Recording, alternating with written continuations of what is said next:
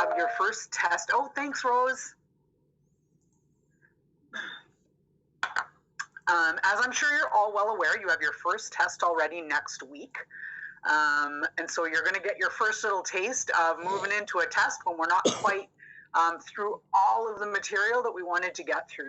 There's so much material crammed into this class that we have to cover, and when we have some conversation and discussion around some of this stuff, which is super important, don't want to miss out on any of that kind of stuff. We end up usually not getting to most of it. Generally speaking, that doesn't really interfere much with people being able to do well. As long as you're keeping up on your reading and you're reviewing those PowerPoints and you're doing those review questions for the most part, really, folks, people end up doing super fantastic. Your first test is not a super tricky one, so it's one of the shorter ones that you'll do. So it's just one that eases you kind of into the pharmacology test. So I just want to try to quell a little bit of anxiety. We are going to cover chapter 3, hopefully most of it today. I am going to go quickly through some of it, and the stuff that I'm going to go quickly through is going to be stuff that you really don't have to panic or worry about for the test. Okay, so I'll try to get to the stuff at least that I think we're going to see on the test. I know you've probably, all of you in any kind of, interactions we've had, outside of sort of regular classroom stuff, you've probably heard me say more than once, it's my favorite class to teach when I talk about different classes. And I really do have a passion for so many areas in developmental services that I do. I love teaching the various classes. Pharmacology is one of them. However, this will be the first time you ever hear me say this, and probably the last. Chapter 3 is my least favorite chapter to cover. And that's just because of the math that's involved in it. So I am not a mathematician by any stretch of the imagination. It's probably one of the main reasons I got into social services because I'm really, really, really not very good at math. And not only am I not very good at it, I'm really terrible at explaining it. So I promise you that I will do the best I can if you promise me that you will not hesitate to ask questions as we're going through this stuff. Chapter 3 does have some math involved because it's the dosage, measurement and dosage chapter. So please ask me questions as we're going through. If you've got some skill in the area, please help me out. I would love that. If you're able to explain a concept better than you think I'm doing at explaining it, I have no problem with that whatsoever, nor will I take any offense to that. So I've got your back if you've got mine, and we will get through it, I promise. So that being said, let's go back to chapter, and I'm going to share the file here again so that we have it up on the screen. So I'm going to Charlotte. Go ahead. Hi, Linda. I don't know if anybody else is experiencing this, but all of a sudden you got really quiet. I don't know if it's on my end. Okay. I didn't touch anything on my end, so I'm not sure what would be happening if I am. Is anybody else finding it hard to hear me?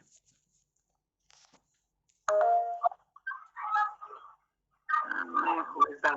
Sometimes you're staticky. Sorry, who is that? That's me, Margaret. Sometimes it would get staticky, like you'll get cut off a bit when you're talking. Okay. I'm wondering if part of the problem might be that I keep moving my hands. I have a really hard time not talking with my hands. I don't know if it's cultural or what it is.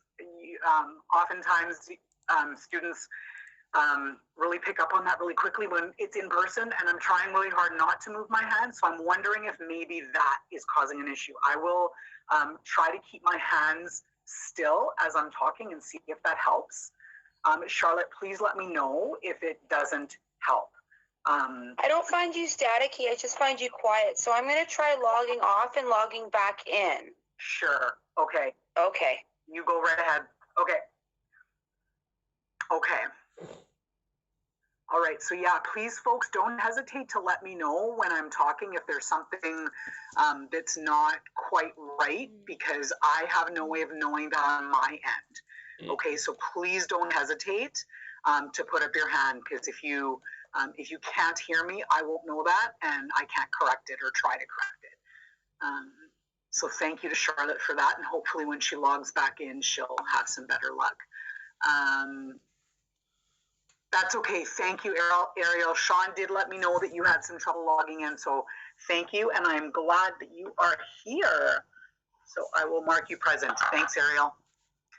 Okay, so we are going to go back to chapter 2, which is awesome, Charlotte. Perfect. Thank you.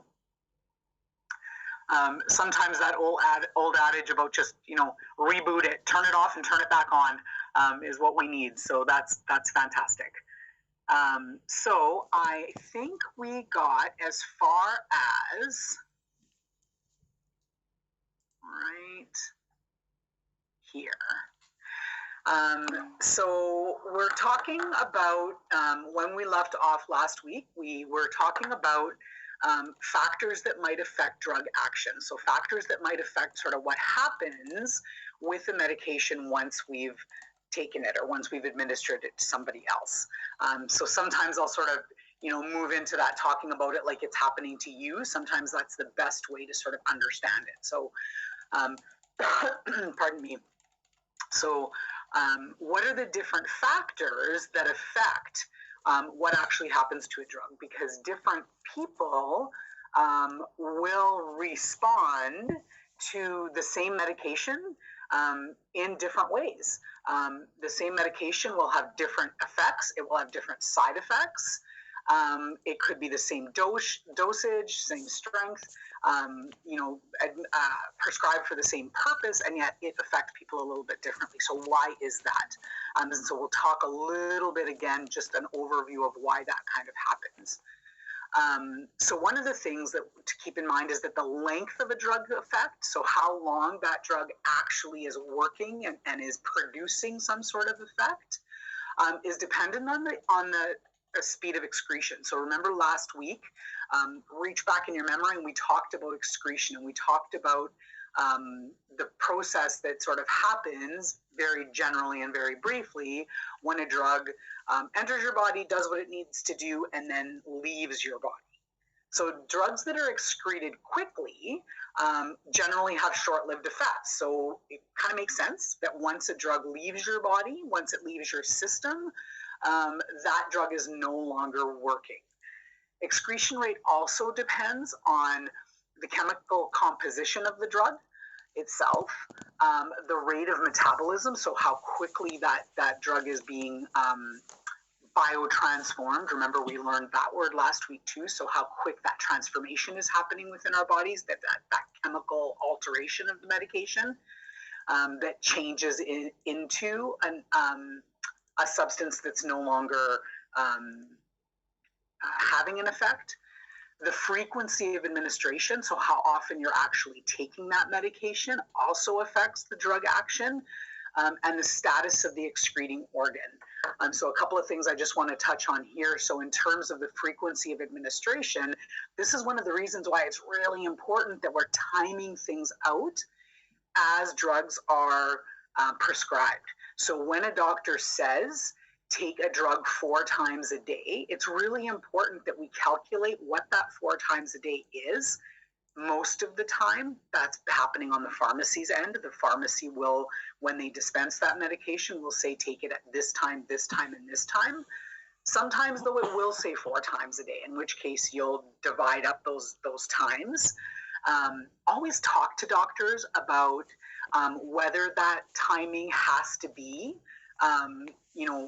so if we take a medication 4 times a day in 24 hours, that means we're taking that medication every 6 hours.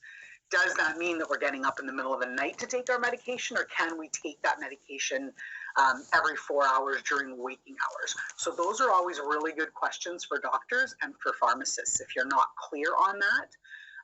As I said, most of the time, especially in our field, because we're going to be using MAR sheets that we follow and that we document on, those medication times of administration are really clearly laid out. So it's not very often that we're not made aware of that. But really important that you're taking it that way, because if you're taking a medication too early, it could very well be that there's still medication in your system that hasn't had an opportunity to be metabolized and excreted. And if that's happening, you're going to get a buildup of that medication. So you no longer have a single dose of medication in your system. You now have that particular dose that you just took, plus whatever was left over. So that timing when you're taking a medication more than once a day can be really critical. The same goes with the opposite. If you're waiting too long to take a medication and that medication is has completely left your system, if that's a medication that you or the person that you're supporting really needs to have on board, then that medication is no longer having an effect. So medications like, for example, anti-seizure medications, really important that the timing is perfect, because if that person is left, if medication is administered late, and that person is left for, say a couple of hours without their next dose, they've now gone a couple of hours where that medication has likely left their system and is no longer doing what it needs to do to prevent them from having a seizure. So timing can be really important. The other one I want to comment on is the status of the excreting organ. And so I think we touched a little bit last week. And again, I'm going to, an aside here. If I talk about something that you don't remember me talking about or you have questions about, please put up your hand and ask. Because I also teach this course another time during the week, and we're at different points in the course. So I sometimes get a little bit confused about what I've talked to with one group and another. So I'm pretty sure we covered a little bit about this last week in this group. If we didn't and you have questions about anything we cover, please just put up your hand and ask, okay? So the other thing that I wanted to touch on was that the status of the excreting organ also has an effect on drug action. So if, for example, the person that you're supporting, and I think this is the example we used last week, has compromised kidneys, they have some sort of kidney issue where their kidneys aren't working the same way as they should be, they're not optimal, then that medication, the excretion of that medication is being affected. And so that person may still have medication on board that they, in terms of timing, really should have been excreted, but isn't. Okay, so that's going to make a difference in how that drug is excreted and the effects that it's going to have. It might also have effects on absorption. So if a medication is being administered, for example, topically, and the person has thinner skin, so elderly people, their skin tends to naturally, as they age, tends to get a little bit thinner. So if they're taking a medication that's being administered topically, so on top of the skin, and their skin is really, really, really thin, chances are they're absorbing that medication much more quickly, and probably much more of it than somebody who's younger who has thicker skin. Okay, so these are really important things to sort of keep in mind about the way drugs enter our body and sort of what happens once they're there. So again, and this just sort of goes part and parcel with what we just talked about, consecutive doses may not act the same way each time they're given to an individual, and it's for those kinds of reasons. So if they've still got some of that medication on board, you've given them another dose, they may not respond the same way, because now that the amount of medication that they have in their system is different. That's just one example. Okay, so just recognizing that sometimes, what we see happening after somebody takes a medication might change a little bit, and recognizing that there's some factors that might affect that. And so really making sure that you're paying attention to those things and documenting and taking notes so that you can ask questions. So now we're going to talk about some other specific things that might affect drug effectiveness and absorption and metabolism and all those things. So age is another factor that affects things. So all drugs have standard doses that are considered safe for infants, children, and adults. Really important to note, and not that we're going to be supporting infants and really young children much, but younger children for sure when we get to our school placements, and then in our personal lives. So important to know that infants and young children haven't fully developed those enzymes that we talked about that are required to metabolize drugs and to metabolize medication. So dosing for children sometimes is based on age, but we need to be really careful about that. And if a medication is dosed based on age and weight, you're always going to err on the side of age, because oftentimes kids are bigger, structurally bigger, they weigh more, they might be much taller than a typical child of that age. That doesn't affect the fact that they still don't have those enzymes. And so you want to administer medication based on a child's age more so than based on their size. And so always clarify that with pharmacists so that they can, and doctors, so that they can explain if that's one of those medications that you want to do that with. And I talk about that from a little bit of personal experience. Both of my kids, when they were younger, were super, super tall. I don't know if there was something in the water. I don't know where they got it from. There's nobody else that tall in my family, but both of my kids are really tall. So because they were so tall when they were, younger, they always weighed way more than your typical average child. And so the pharmacist would always explain to me that there's a different way that I needed to make sure that my kids received that medication, just because they were still not old enough to receive it at the dose that if I would have figured it out by weight, so things like Tylenol or Advil, it wouldn't affect them in the same way. So just really important that you remember that. And possibly even, you won't have tons of opportunity to administer medications in the school system, but you may see it being administered. And so you keep that sort of stuff in the back of your mind. Certain drugs may interfere with the natural development of growing children. So please take note of that, remember that. And then the opposite is true also. So as individuals age, their bodies actually come to function with less efficiency. So things like decreases in kidney and liver function are really common as people age. They're just natural parts of aging.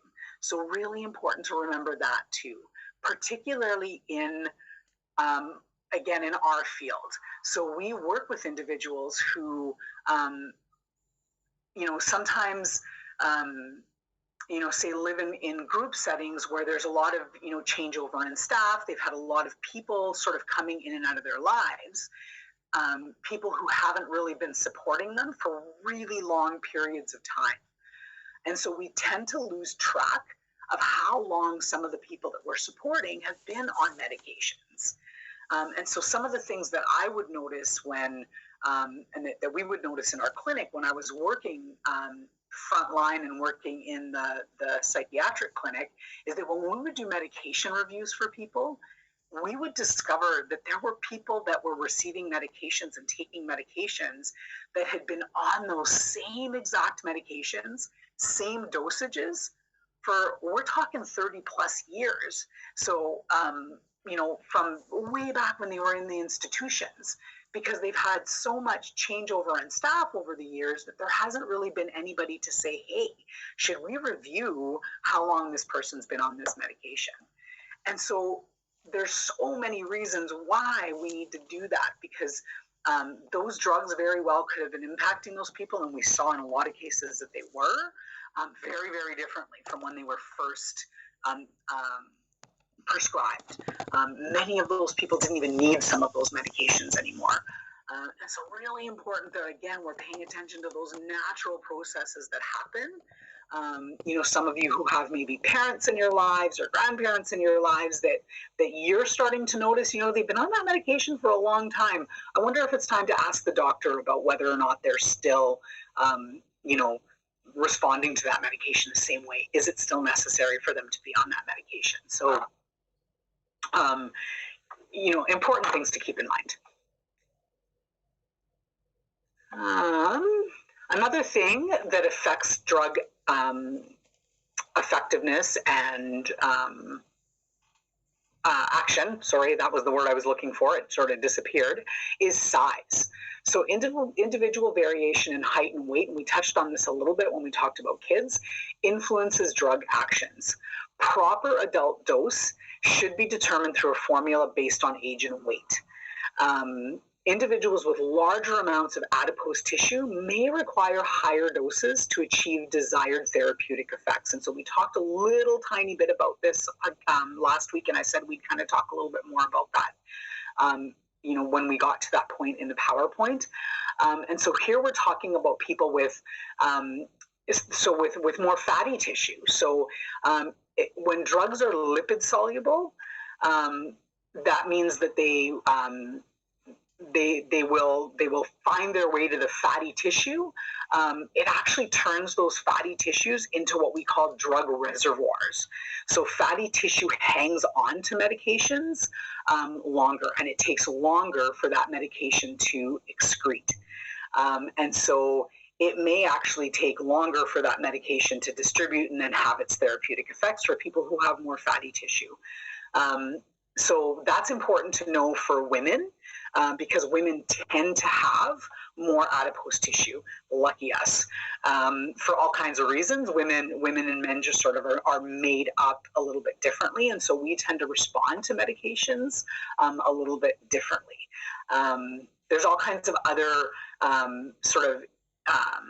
and actually I'm just going to we're going to talk about it a little bit later on. I'm going to stop there, actually.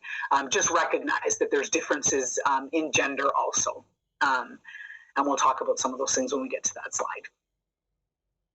Diet also affects. So combinations of particular drugs and foods can influence the intended effect. So again, super important to pay attention to those special orders that doctors might have. So for example, the effects of tetracycline, which is an antibiotic, are dramatically decreased when they're used with dairy products. And so one thing you'll see when you're working in, say, group home settings and when you're supporting people is oftentimes the people that we're supporting can't swallow medications with liquids. They actually need to swallow their medications in something a little bit thicker. So puddings, applesauce we use a lot. The other thing we use a lot of is yogurt. And so really important that you're paying attention to that because there's many medications, not just tetracycline, that actually bind to dairy products. And so if the people that we're supporting are taking that medication, or if you're taking that medication with a big old glass of milk or with some yogurt, it's actually not going to have the same effect that the doctor's intending it to have.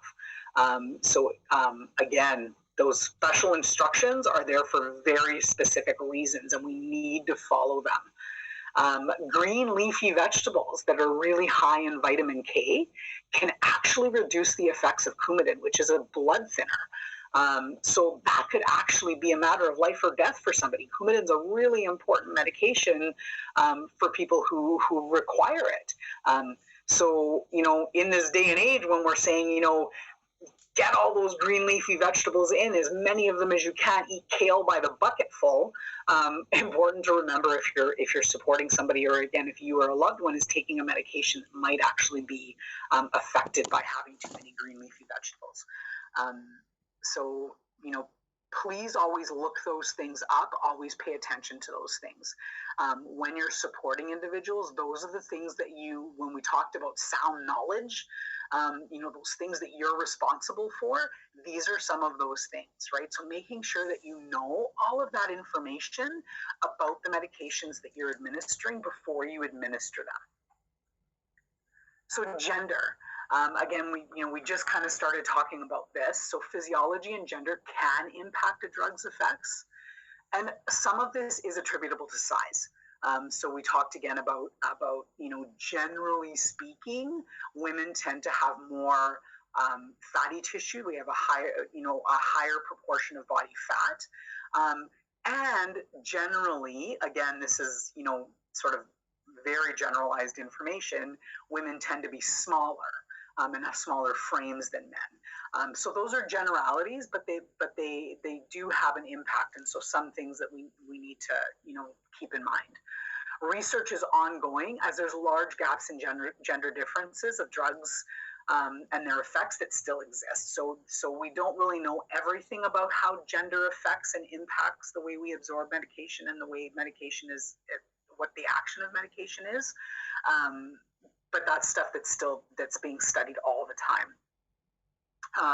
Pregnancy can also influence the effectiveness of a drug and whether or not somebody should be taking medication. So generally speaking, women who are pregnant their doctors are being really careful about the types of medications that they're prescribing. And women, when they are pregnant, generally tend to check those things before they take medications. Some of the people that we're supporting, if you end up, supporting somebody who is pregnant, they may need a little bit of support in sort of knowing and understanding that those medications that they're taking may impact them a little bit differently and may actually have an impact on the child. Genetic factors. So the DNA that's held in the nucleus of each cell of our bodies actually provides information needed to perform the processes related to metabolism and excretion. So that's all part of our genetic makeup. Some people actually lack the naturally occurring enzymes that are required to break down and excrete particular drugs. And most of the time, those are things that we don't actually know about until somebody has taken a medication and they have a response to it that's different and unique.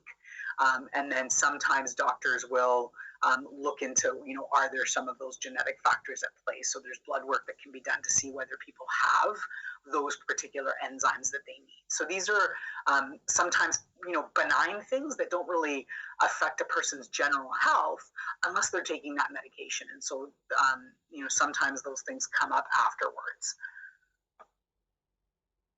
And pathological conditions. So disease states influence individuals' reactions to drugs. And again, we've already touched on this a little bit. So organs that are necessary for metabolism and excretion might be impaired by disease. So things like your liver and your kidney, if those things are compromised, it has a huge impact on medications and what medications a doctor will prescribe and what medications can be prescribed safely. So liver and kidney failure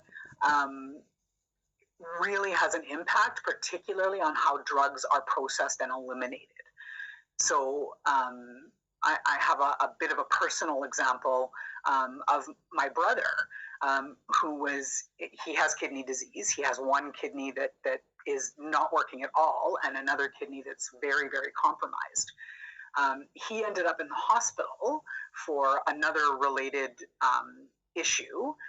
And while he was in the hospital, he was experiencing a great deal of pain. And so the doctors prescribed a pain medication that somehow information got missed in terms of my brother's level of kidney disease. And this particular pain medication that they prescribed was one that was metabolized through the kidney. And so what they didn't realize was that my brother wasn't actually able to eliminate it. So they were giving him his pain medication every 4 hours, and it was compounding. It was building up in his system. And he became toxic, and he actually went into a state that we call delirium. So he became very, very, very confused. He became very, very, very paranoid. Started calling me in the middle of the night, telling me that people were watching him, telling me that they were threatening to put him in the basement of the hospital if he didn't do the things that they told him to do. It was really bizarre. And it took us a little bit to figure out, but we ended up, being able to determine that it was because that medication was building up in his system and causing him to be toxic. So all they really needed to do was switch that medication up. It was a really scary time because it took us a little bit to figure that out. But you know, always pay attention to those kinds of things. When their behavior is a little bit off, oftentimes that's a sign that something's not right somewhere, and sometimes it has to do with medications.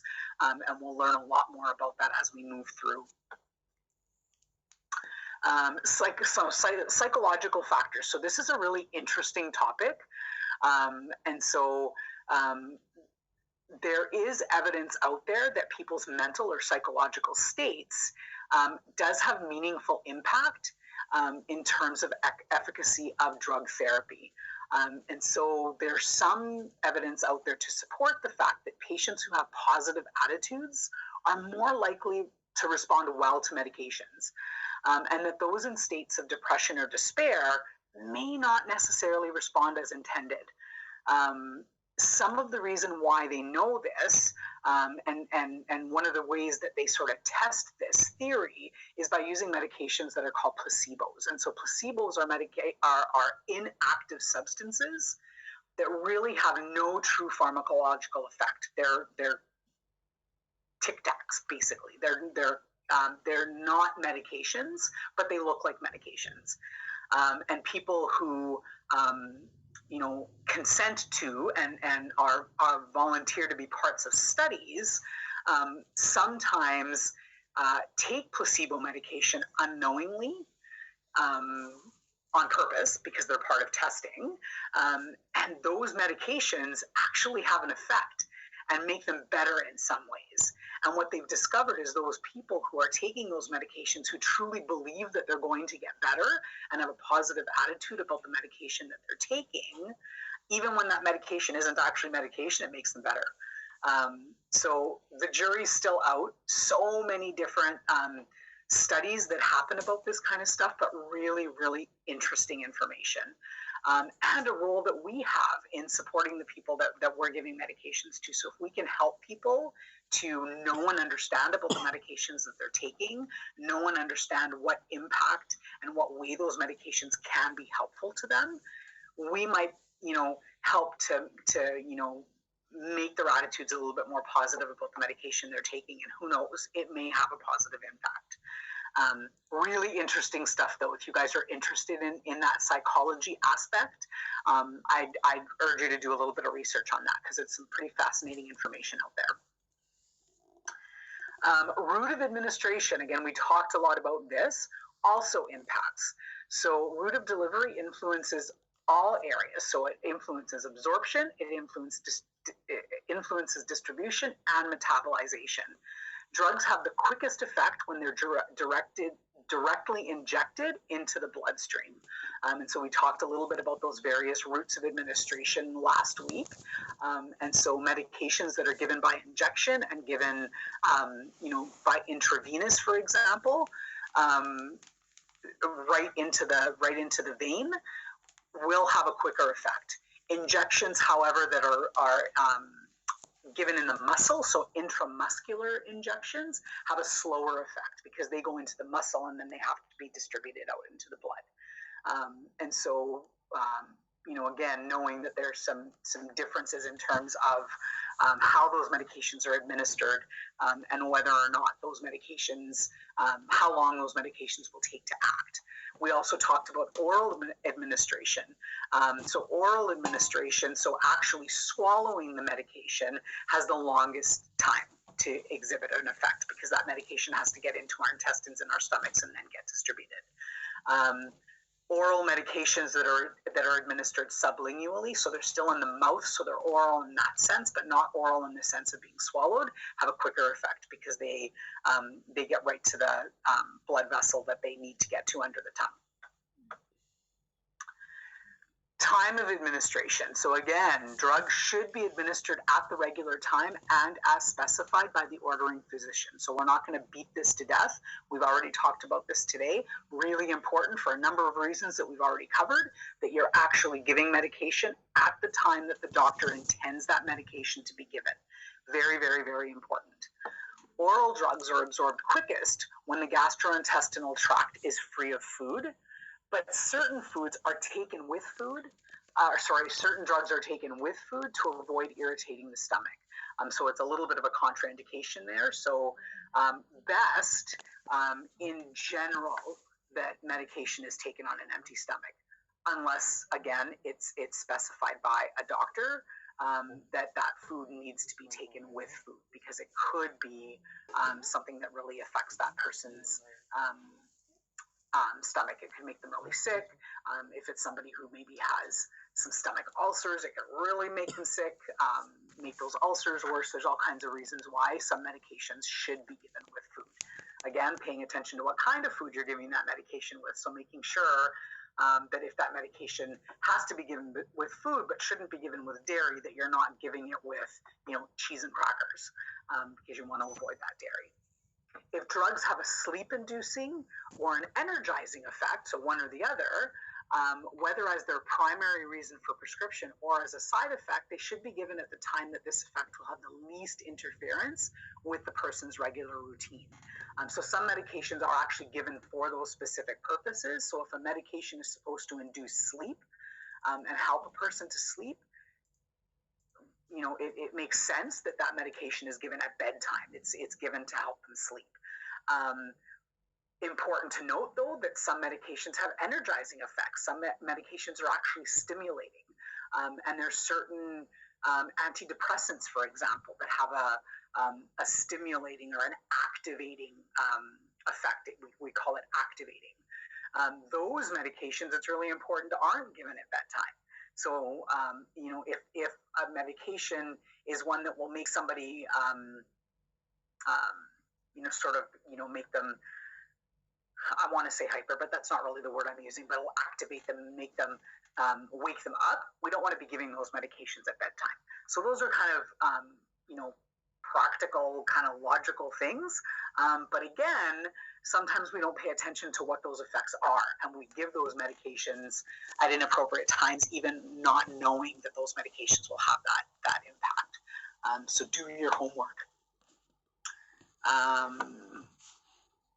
Drug history. So some drugs collect in the body and produce a cumulative effect. So the person's history with that particular medication, how long they've been on that medication, how often they take that medication, those kinds of things. So when that happens, when drugs collect in the body and have a cumulative effect, subsequent doses should be made smaller to avoid over-medication. And so again, that's stuff that's done with a doctor's orders. So you don't need to worry about that so much as just being familiar with the fact that this can happen, and that sometimes doctors are prescribing medications on that type of a scale because of that reason. Individuals can also become resistant to drugs, making them less responsive to sequential doses of the same size. One of the most common drugs that has this effect are benzodiazepines. And so if people are taking benzodiazepines to help with anxiety, for example, or to help sometimes with sleep, really important to recognize that the longer a person takes those medications, the more they become dependent on those medications, and the more they actually need those medications in order to get the same response.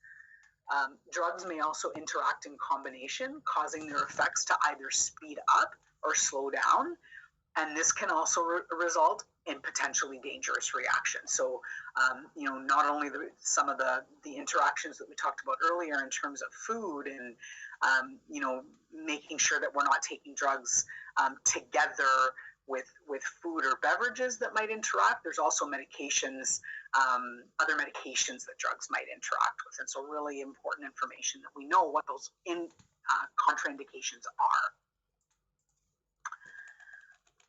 Let's try to push through a couple more slides, folks, and then I promise I'll give you guys a break, okay? Any questions so far? You guys are super quiet, so I don't know if that means I've put you to sleep or whether you just don't have any questions right now. Please don't hesitate to put up your hand if you have a question.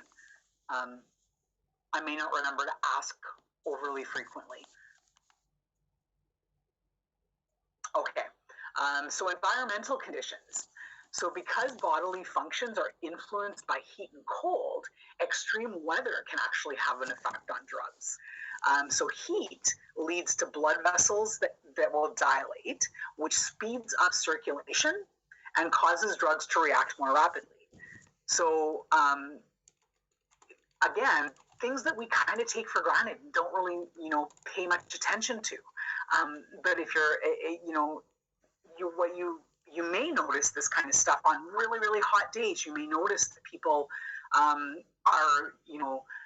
because they're responding more quickly to that medication is also leaving their body more quickly, and they might need extra doses of things like, say, for example, pain medication all of a sudden you're noticing. So remembering that sometimes things as benign as the temperature outside might be affecting the way people are absorbing medications. Likewise, cold temperatures constrict blood vessels, and that leads to a slower effect because it slows circulation down. Extreme altitude also affects it because it means less oxygen is available in the air, which results in some drugs losing their effectiveness. So really interesting kind of information about the way drugs can sort of respond in our bodies. So a drug action. So now we're going to talk about drug effects. So a drug action is the chemical change that a drug produces in cells and tissues.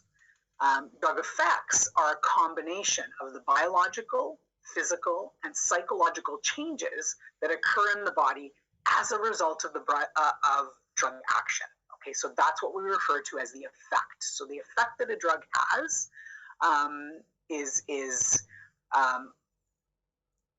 the result of what that drug action is. Again, we talked about therapeutic effect already. So therapeutic effect is the purpose for which a drug is prescribed. So this is what we want to happen. What we want to happen is to see a therapeutic effect. So, a doctor will prescribe a medication based on what he believes the effect is going to be. It's going to happen based on what he knows about that medication, what he knows about that person. That's the reason why that drug is prescribed. So that's what we're going to look for, and that's what that's the information they're going to want from us is, did you see the things that I hoped that you would see when you gave the person this medication? The other effects we need to pay really close attention to are side effects. So these are any and all effects that the drug has, which are not the intended goal of the drug. And remember, we talked a little bit about the fact that side effects aren't necessarily a negative thing. So we sometimes think about side effects as being a bad thing, but they're not always. Sometimes side effects are an okay thing. All it means is that it's an effect that the doctor didn't really intend that medication to have. Sometimes we discover new uses for medications because of side effects. We discover things like, when this person takes this particular medication, it reduces their appetite. And as a side effect of that, they end up losing weight, which could be good for some people and not good for some people. But we may discover that certain medications might have alternative uses, and we call those off-label uses. And there's lots of examples out there of medications that are prescribed now regularly for their side effect, not for their therapeutic effect. And so a couple examples that just come off the top of my head right now is there's a medication called topiramate, which is actually a anti-seizure medication. So the therapeutic effect, the intended effect of that medication is to reduce seizures. But they did discover when people were taking topiramate that it did have this side effect of dramatically reducing appetite. And so in some patients, that was actually a welcome side effect because they were wanting to lose weight. And so now topiramate is actually prescribed for people who don't have seizure disorders, and it's prescribed for that specific purpose to help people to lose weight. Another one is valproic acid or divalproix, and that's one you're going to hear a ton about in our field. And that's another anti-seizure medication that's used commonly in our field as an anti-seizure, but also very, very commonly as a mood stabilizer. And so again, it wasn't until people with seizure disorder were taking this medication and those side effects started to get noted about the mood stabilizing properties that valproic acid actually had. That they started using it that way. And so we have many people being supported in our field who actually take valproic acid on a regular basis, but they don't have a seizure disorder. That medication's actually being given to them for mood stabilization. They might have bipolar disorder, for example. So again, really important to know that sometimes medications are being given for other reasons. And so, important to know that information about the person that you're supporting. Important to know, no, they don't have a seizure disorder. They actually have bipolar disorder, and that's why that medication is being prescribed to them. Drugs which affect mainly the area that they enter or are applied to the body have what we call a local effect. Okay, so a medication that is administered, say, topically, will have a local effect. It will actually do what it needs to do at the site that it's being applied. Drugs that have to travel through the bloodstream affect all cells and tissues in the body, are referred to as having a systemic effect because they do affect in some way all areas of our system. Okay, so drugs have one of those two effects. They're either a local effect, so that's generally speaking when it's actually applied to the site, and when it's actually taken orally generally or has to travel through the cells and tissues of the body, it has what we call a systemic effect. Okay, I know I need a drink of water, so I'm going to call a 10-minute break before we move on to adverse reactions. How are we doing here? We're not doing too bad. So when we come back from break, hopefully we can finish up this PowerPoint. If you've got any questions about anything we've talked about up until now, please jot them down. And when we come back from break, we can start with maybe answering some questions. And then we will carry on. So it is 9:27, so let's come back at 9:37. I will put up a little poll just to see, so I can keep track of who's back and who's not back to see if we can get started. Okay, have a great break, folks. When you fill when the medication actually gets filled. Again, ignorance is not an excuse. You cannot say, I didn't know that medication could cause that effect and therefore I didn't report that effect. Meadow, go ahead. So when we're watching for side effects, is there like a certain time limit on when the side effects usually happen, or is it generally just throughout the day we are watching? It really does depend on the actual medication. Generally speaking, though, once that medication enters the system and takes effect, if there is going to be an adverse reaction, it's going to happen, within that period of time. Those are really good questions to ask the pharmacy because it is going to be more specific to that particular medication. It could have something to do with something they eat later on if that drug is still in their system. So it's really hard to know. So you do kind of always have to be aware and always watching for changes in that person's physical state, their mental state. All of those things are kind of part of your role in general. Generally speaking, things like allergic reactions, anaphylaxis, those kinds of things happen pretty quickly if they're going to happen. But again, really important that you're asking those questions about that particular medication and doing the research on those things. When medications have this kind of potential, it's often it's made pretty clear by the pharmacy and by the doctors. So just paying attention to those kinds of things, okay? And yes, that's a great question, Meadow. You always need to be paying attention to those kinds of things and always recognizing that those could have something to do with medication that person took earlier in the day. So always sort of, remembering and documenting. Awesome question.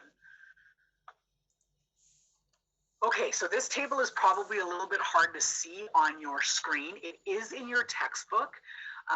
This slide is from the old textbook. So it's from the 8th edition of this textbook. It's the same in the 9th edition. It just might be different colors or something. It might look a little bit different, but the information that's on it is the same. So it was such a hassle for me to try to get this slide out that I didn't bother. I just left it in because it's the same slide. So this is a list of what some of those common adverse effects are and what some of the things are that you're going to look for. We'll kind of go through this briefly. Again, this is going to be medication specific and person specific. So you're going to make sure that you always do this research with each person that you're supporting and with each new medication that they're on. Adverse effects should be listed. Again, best practice, people will have a medication card or a medication profile in their home or wherever it is that you're supporting them. It's not a requirement of a lot of the places that you may work. Best practice, again, I'm always going to speak from a best practice perspective. Good God, that was a tongue twister. And so whenever possible, you want to put this information on a person's file. Okay, so it's just important information to have a quick reference. So idiosyncrasy, again, is the opposite effect to what the effect is that's expected. And you're going to stop the medication unless it's a known idiosyncratic response. And if it's a known idiosyncratic response that the doctor already knows about, and we'll talk when we get sort of a little later on to that slide, we'll talk about what one of those common medications is that has an idiosyncratic response, then you're not going to stop the medication because it might be given for that purpose. And we'll talk about that in a couple of slides. Tolerance is when the effect of that medication becomes less and less. So the person builds a tolerance to that medication and that medication isn't as effective. The treatment for that is generally that the dose gets increased or the doctor changes the medication altogether. And so you can only increase medications, so much before then they become, the dose just becomes too high and it's just not effective for the person anymore. So doctors may look at giving us a different version of that medication. Cumulative effects are when the drug builds up and the effect of that medication becomes stronger. Toxicity is sort of an extreme version of cumulative. It's when those drugs become cumulative and then that person becomes toxic to that medication. And there's many different symptoms of that depending on what the medication is. Again, you're going to stop the medication if the person becomes toxic. You know what, as I look at the rest of this, I have slides. I have slides for these next few, actually slides for the ones that we just covered. So I'm going to actually leave this slide, but we're going to get to the stuff that's on this slide. But this is a really good quick reference for you guys to have. So drug allergies are abnormal responses that occur because a person has developed antibodies against a particular drug. The substance that causes the allergic reaction is called the antigen. When antigens are targeted by antibodies, don't get hung up on all the medical terminology here. This is just sort of basic information for you to know and might help you to actually connect the dots for some of this stuff. So when antigens are targeted by antibodies, they damage body tissues. Those injured cells release an enzyme called histamine. And that is what causes the symptoms commonly seen in allergic reactions. Okay, so it's your body releasing histamine that causes that allergic reaction. And what some of you might notice about that is, or let me ask, what is it that we take when we have a reaction to something like, say, an environmental allergy to dust or something, or to a bee sting? Amy?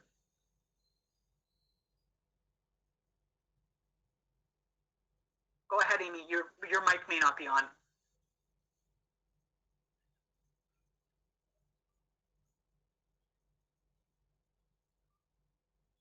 Sorry, Amy, I can't hear you. Did you have a question, or did you want to answer that question?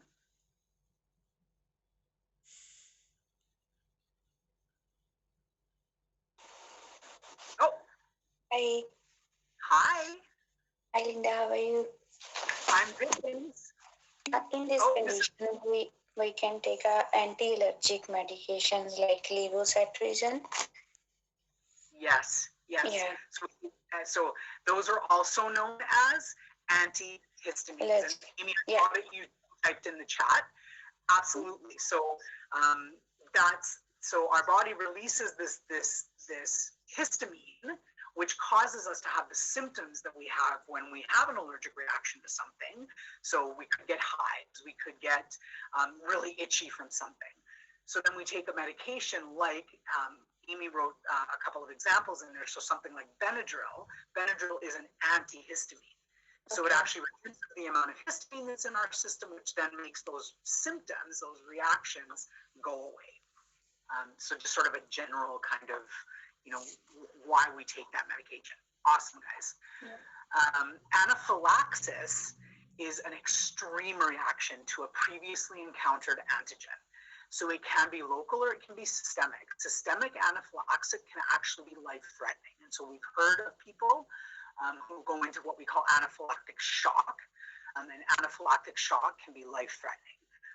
It causes swelling and restriction of the airway, known as dyspnea. So people actually can't breathe when they go into anaphylactic shock. And so there are medications that we give people to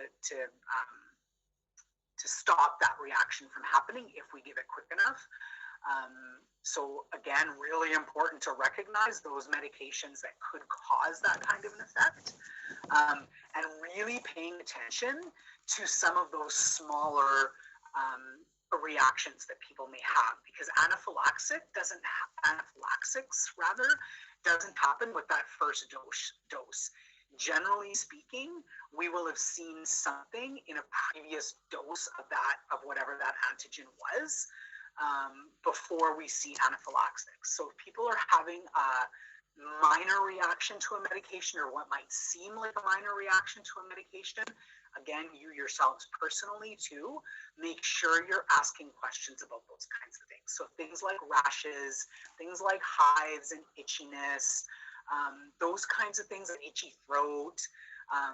Sometimes those things happen, and sometimes we ignore them. And they could be absolutely nothing. They could be benign, but recognize that it means that your body's responding in a negative way to whatever that is. And so you should be asking questions about that, just in case that reaction becomes a stronger reaction next time. So we'll talk again about idiosyncrasy and cumulative effects. And so I mentioned earlier that one of the treatments, so to speak, for a drug having an idiosyncratic response is that you stop giving that medication, or that the doctor discontinues that medication. That's not always going to be the case.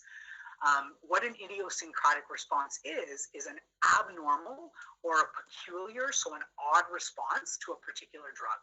So something that you totally would not expect to happen. And so there are medications, though, that that response is actually what the doctor might want. So can anybody think of a medication that people might take that they actually respond opposite to what somebody else might respond, and if that's actually a good thing? It's kind of an odd way to ask that question. I don't know how else to ask it. Some of you might already know people that are on a medication that causes an idiosyncratic response. Go ahead, Ariel. Would penicillin be it? Penicillin? Because no. Yeah, go ahead. My family's allergic to penicillin, but I'm the only one that's not allergic to it. Okay, so no, because that's just a drug allergy. So that's not actually the body responding in a completely different way. It's an allergy, and it's an adverse or a side effect of that medication. But it's an expected. It could be an expected outcome. This is when we talk about idiosyncrasy, we talk about that drug actually doing the opposite for the person than what they're supposed than what it's supposed to be doing. So good guess, good sort of way of thinking about it, but that's a little bit different. Charlotte, go ahead.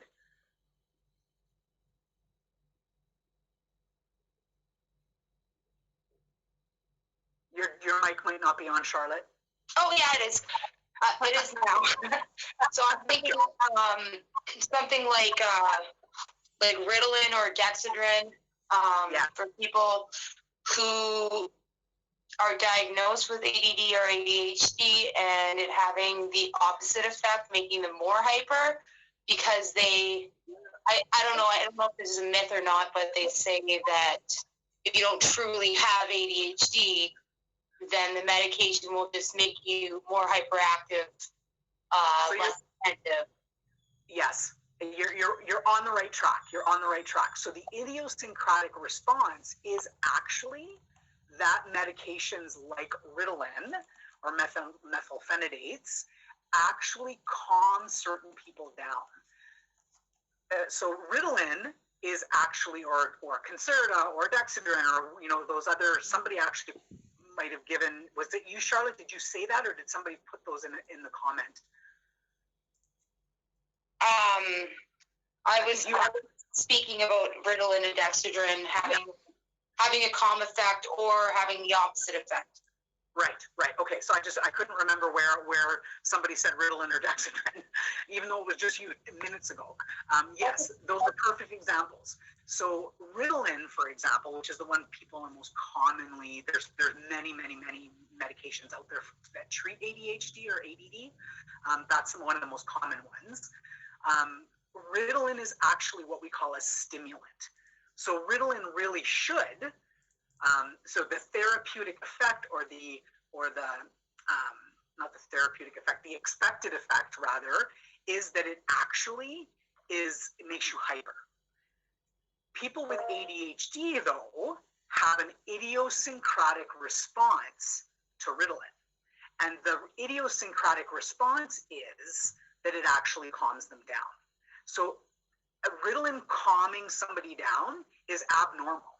It's actually not supposed to happen. So the Ritalin calming them down is what is known as the idiosyncratic response, but in this case, it's what the doctor wants. Okay, so you, if you don't have ADHD or ADD, if you take Ritalin, it will make you hyper. And in fact, Ritalin has a really bad rap for being used by people who want that extra energy. So it got a really bad rap with college and university students actually for a really long time. It's one of the reasons why it's a controlled substance, because people would get their hands on Ritalin and they would take it so that they could stay awake and work on their essays and study for their tests and all that kind of stuff. So they have the type of response that Ritalin actually should have. It's a stimulant. People who take it for therapeutic reasons, though, are taking it to calm them down. And that's people with ADHD. Go ahead, Charlotte. I'm just wondering if that's always the case. Maybe I'll tell you a little personal story, because Absolutely. I was diagnosed with ADHD as a child. I feel like in adulthood I still have ADHD, but in my teen years I was put on Dexedrine, and my mom was like, no, because I was so hyper and I wasn't even eating. I didn't have an appetite, and it wasn't calming me down. But I feel like it just I still feel like I definitely have ADHD. I'm very hyperactive, and I do have to take extra measures to focus. But I would never consider going on a drug like that ever again, because it didn't have that effect on me. Right. And so different drugs used to treat ADD and ADHD have different mechanisms of action. So there are different, and we won't go into that all today, because we actually do have, later on, we're actually going to talk about this more specifically. But just to say in general, there's different classes of medication that are used to treat ADHD that aren't all the same. And so especially now, we've learned so much about medications that treat ADHD. There's so many different types out there, and they all impact us differently. So some people respond to different classes of that medication and don't respond well to others. And so it could just be that you were on the wrong medication, and you would respond to something different than Dexedrine, because there are many, many different types of medications out there. So it's possible that there's something out there that could be helpful. That being said, it's one of those things that's a little bit of a personal choice, right? If you're able to manage using other coping strategies, some people don't want to be on medication at all, and that's okay too. Yeah, that's kind of how, that's kind of what I've learned over the years. There's different, there's different ways of doing it other than medication. Anyways, sure. Final point. I'll let you continue. Sorry? I said final point. I'll let you continue. Okay, awesome. No, that's great. And thank you for that, Charlotte. And again, please know and recognize that those are the kinds of things that help us all to learn from each other. So please don't ever hesitate about interrupting and sharing something. It's super hard in this setting for me because I can't see you guys. So I can't see when I'm really good in a classroom setting at being able to see when students are like, oh, okay, that's getting me really excited because I know something about that. I'm not able to see that from you guys, so I won't be calling on you, but please volunteer that stuff. It's super helpful for each other. So the other thing that's really important to note here, though, when we're talking about people who have idiosyncratic responses to medication, so of note, people with ADHD, because we already know that their brains work a little bit differently. Their brains are wired a little bit differently, and that's obvious because they have this idiosyncratic response to a stimulant. What we also know about people with ADHD, and this is one example. There's other examples that exist out there, but this is one that we commonly saw just in the field that I was in when I was working in the psychiatric clinic. What we discovered, or what's been discovered, again, I say we, I don't mean I had anything to do with this discovery or research. I mean we as a field discovered that people with ADHD also had idiosyncratic responses to other medications. So for example, antidepressants. So they would have the opposite effect on people with ADHD and coexisting depression. And so really important that doctors were aware of that and recognize that, okay? And so knowing that people, if you're supporting somebody with ADHD and they have an idiosyncratic response, you know this already because their Ritalin is effective or whatever stimulant they're on is effective, they may actually be prone to having idiosyncratic responses to other medications. So paying attention to those kinds of things. So a drug idiosyncrasy can either lead to an over or under reaction to that particular administered drug, okay?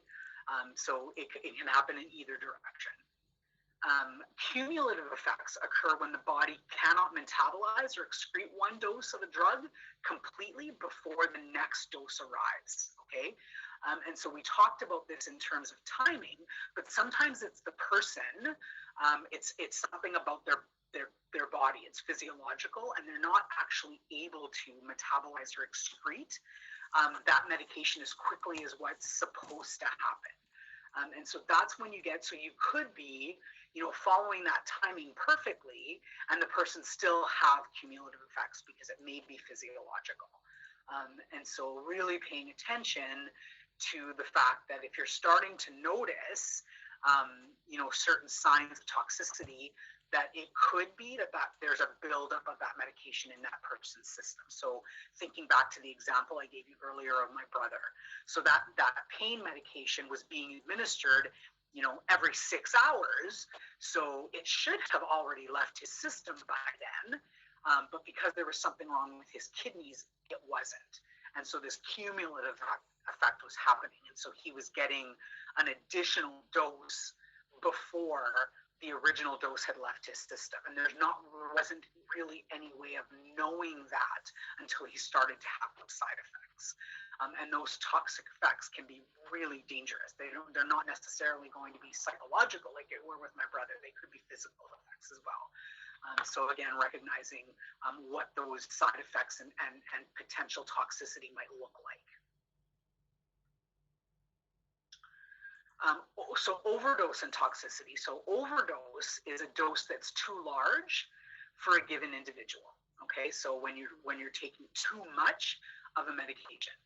Toxicity, when we're talking about a drug being toxic, we're talking about a drug's ability to poison or damage the body, and that can happen in the case of an overdose. Interactions with over-the-counter or prescribed drugs may reduce the required dosing and result in an overdose. Okay, so sometimes other medications taken with a certain medication actually results in that particular medication than that dose being too high because of that interaction. So another reason why it's so important that we are very aware of what medications can and can't be taken together. So those are drug interactions. Another word you might see is contraindications. So those are, again, important things to note on people's files. Treatment for overdose is called an antidote. And an antidote is a drug that has the opposite effect of the drug that's causing the overdose. And so there's common antidotes out there that some of you know about. Narcan is one of those common ones. So Narcan is an antidote. So when people are overdosing on certain drugs, they're given Narcan to then reverse the effects of that medication. So drug interactions are when two or more drugs are given as part of drug therapy. And they can influence one another in unexpected ways. Again, not always negative ways, but unexpected ways. But important to know what those ways are to know whether they're going to be positive or negative.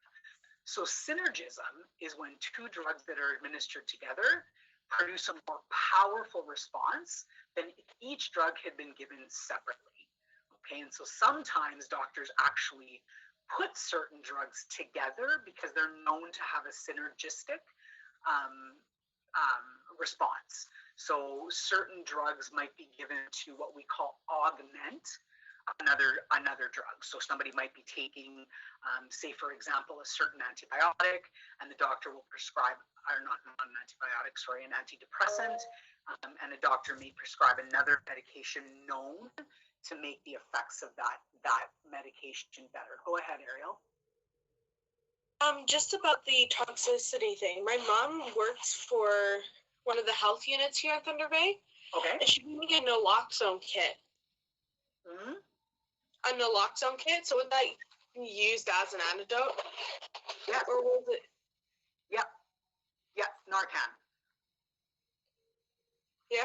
Yeah. Okay, I just wanted to know what that is. Awesome. Good question, Ariel. Potentiation. So we talked about synergism. So that's when the two drugs together actually produce a more powerful response. Potentiation is where one drug increases the effect of another drug. Okay, so similar. And antagonism is where two drugs inhibit or cancel each other out. So they actually cancel the effect of the other drug. So that drug isn't effective because of the other medication. So those are just the different types of drug reactions or drug interactions that can happen. Certain drugs that are administered over time can lead to changes in physiological functioning and can damage organs. So again, important to know how long the people that we've been supporting have been on certain medications and know what some of those effects can be when people have been on those medications for a while. And so fluorouracil is a cancer medication. And so these are just a couple of examples. Again, there's so many examples, but this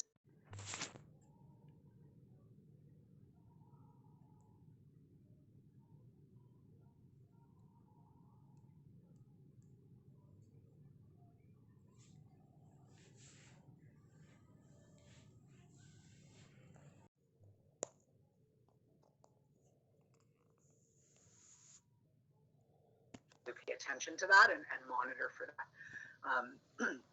But that's one example of certain drugs that are meant to, help in some ways, but they have this other, sort of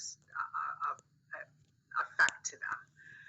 Diazepam, which is also known as Valium, is known to actually disturb sleep and lead.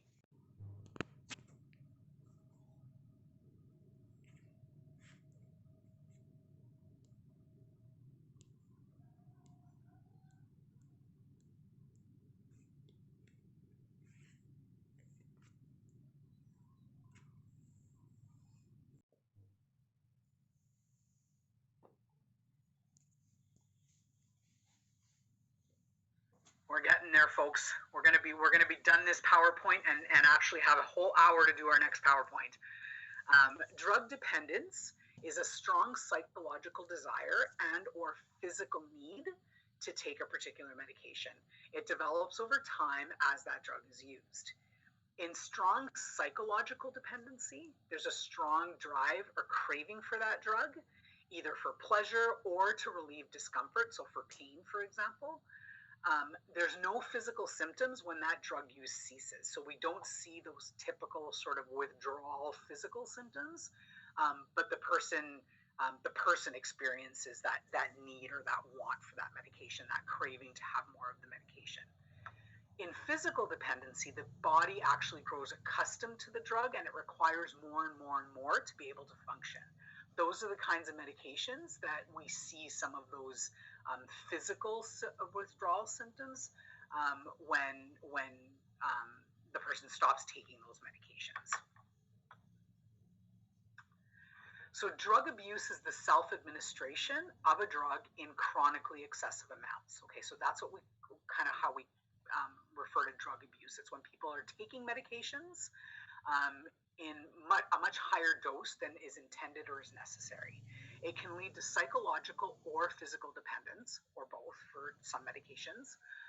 Most drugs of abuse are controlled substances, and it's kind of why they're controlled substances. So drugs that tend to have a tendency to be abused and cause dependence tend to be controlled substances. This is a part of a larger issue, and so we're just touching on this, but it's part of a larger issue of drug misuse, overuse, and careless use of any drugs. And it has a bit of a place in our sector that it hasn't really had in the past.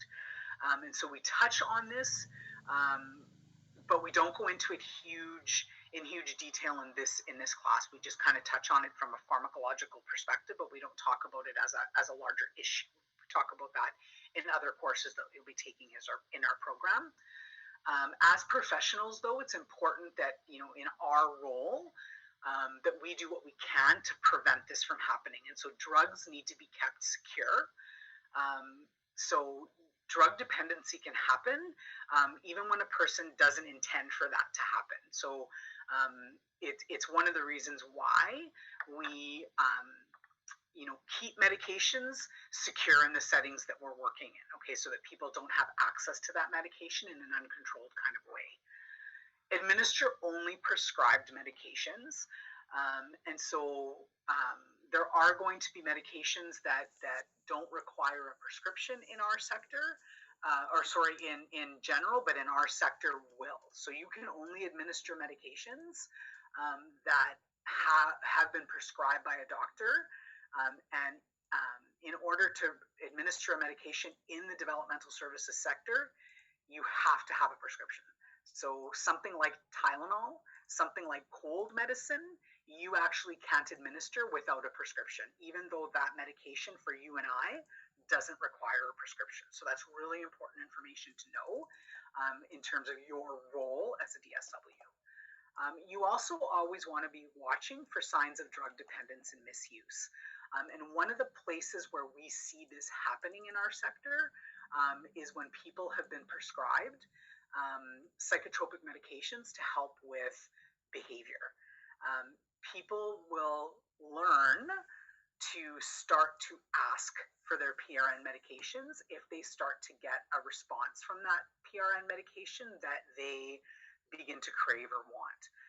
And so we have to be really careful that we are using remember we talked earlier about that whole sound judgment piece, that we're using sound judgment when people that we're supporting are requesting certain medications from us, because we really need to be watching that they're requesting that medication for the right reason, so that we know we're giving it to them for the right reason, that we're not contributing to something like this possibly happening.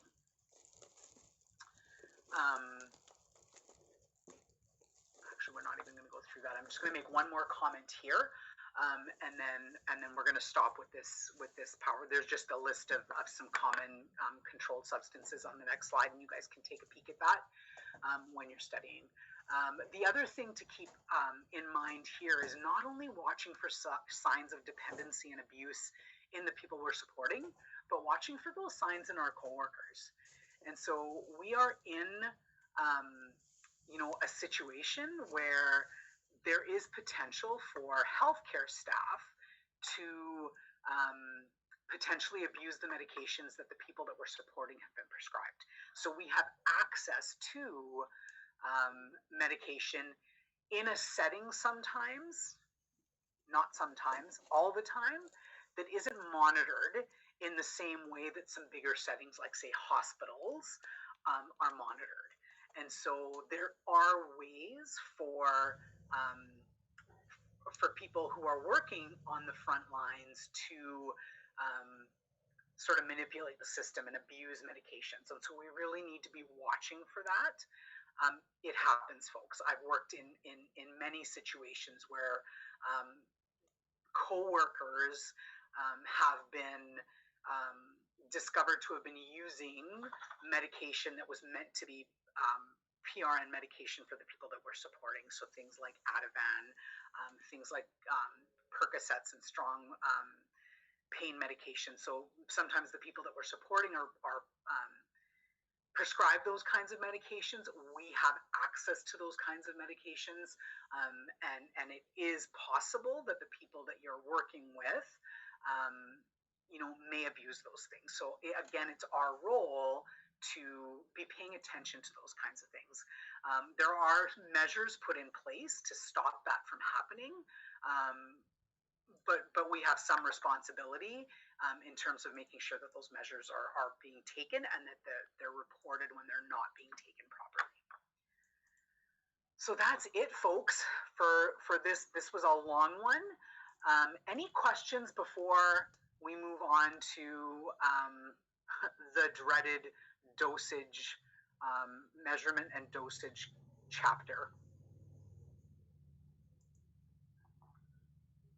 Okay.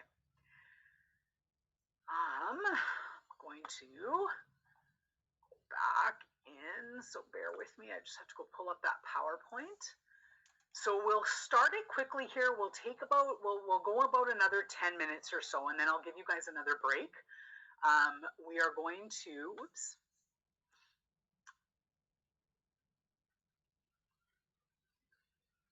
This is another long one, but again, I'm just going to really, really briefly go over these first few slides. It's a general sort of math review kind of, part of this, so that, and it's really just kind of to build awareness of sort of what goes into measuring and dosing medications. Generally speaking, the dosing of medication doesn't happen on our end. Doctors are prescribing those doses. If there are calculations to be done based on that doctor's prescription, the pharmacy is doing that before they dispense that medication. So generally speaking, this is not something that you are ever going to have to do in a really complicated kind of way. You may have to give a half a dose of something. So, that might be important to know. You may have to, double up on a dose in certain situations where that's been asked of you. So important to know sort of the basics of that and how we calculate that. Some of us, math isn't our first language, like me. So important that we kind of go over just the basics of this. Please do not get hung up on this part. You don't you won't be doing dosage calculations or measurement calculations for your test. Okay, so you won't actually have to do any of this math. So I'm just going to go through it quickly. If you're really stumped on something and really don't understand it, ask, and I'll do my very, very best to try to explain it, okay? Again, please feel free to jump in if there's a question that comes up and you know how to explain it better than I do, okay? So fractions. So this is probably the most common sort of numerical language that we'll use when we're talking about medication. So, you know, half doses and whole doses and, you know, those kinds of things. So a fraction is a means of expressing an amount that's part of a whole. Okay, so the more parts the whole is divided into, the smaller each part gets. And so we think about a pizza or we think about a cake. So you've got your whole cake. If you divide it in half, though there's two big parts. So the more parts that you divide it into, the smaller each part gets. Fractions are depicted as the number of parts that are in the whole thing. So the top number is what we call the numerator, and that reflects the number of parts present in the fraction. The lower number is the denominator, which tells us how many equal parts the whole is divided into. So if we take our pie and we divide it into 4 parts, the 4 is on the bottom, it's the denominator. So that means that the pie is divided into 4 parts. If we're going to eat 3 parts of it, the 3 is the numerator, and we have now eaten 3/4 or 3/4 of the pie. Not good for you, so don't eat 3/4 of the pie. Fractions express the relationship between two numbers or quantities. So another way of expressing a fraction is by saying that those numbers are divided. So 3/4 means that 3 is divided by 4. So it's also a division statement. Fractions can be depicted in numerous ways. So again, 3/4, 3 divided by 4. Or when you actually do the calculation, it can be depicted as a decimal, so 0.75. Again, please don't get hung up on this. Those of you that are just out of high school, some of this may sound familiar to you. Those of us that have been out of high school and not using this for a long time, this is a little bit scarier. Please don't get hung up on it. I always leave this in. Not everybody laughs. I won't be able to look out and see you guys rolling your eyes at this, but there's a fine line between a numerator and a denominator, and only a fraction of people will find this funny. I always have to leave it in because I think it's really cute. Not everybody finds it funny. Most of the time, people don't. And there's a couple other things in this slide that I've left in that most of the time students are like, oh my God, that is so not funny. But they're kind of cute. So proper fractions. The value of the numerator is less than the denominator. So when you have a proper fraction, that's when the number on top is smaller than the number on the bottom. And it's treated as a division problem. When it's treated as a division problem, rather, the value is less than 1. So again, 0.75. So it's part of 1, part of a whole. Improper fractions is when the value of the numerator is actually greater than or equal to the value of the denominator. So when that's worked out as a division problem, the result is a value that's greater than or equal to 1. Okay, and those are known as improper fractions. So for example, 6/5, 4/2, 14/16 is actually a mistake. That is not, that is a proper fraction. Simplification. So calculations are made easier when fractions are in their lowest terms, otherwise known as reduce. So we reduce fractions to make it easier to do calculations. We divide the numerator and the denominator by the largest number that goes into both evenly. So that's also known as the largest common factor. If there's no number that goes evenly into both numerator and denominator, it's already in its lowest possible form. Okay, so can anybody tell me what the lowest common factor for 3/9 might be? So what's the lowest number that can be divided into both? 49. 3 and 9. Go ahead, Meadow. 1/3. 1/3. So it would be 3, but it would be 1/3 instead. Yes, Absolutely. So 3 goes into 9 3 times, and 3 goes into 3 once.